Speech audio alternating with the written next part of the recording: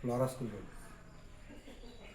ఈ విత్తనం వచ్చి ముదిరింపల్లి దగ్గర వంశీ గారి దగ్గర తీసుకొచ్చాము.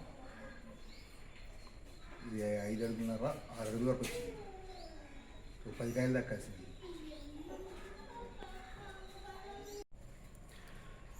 Flora school road Vivekananda Tirumala Shetty నిలయం. ఇది అదిగా వచ్చే మొక్కలాగా ఉంది. ఇది అందుకని చెప్పి విత్తనాలు తెప్పించి వేసాము.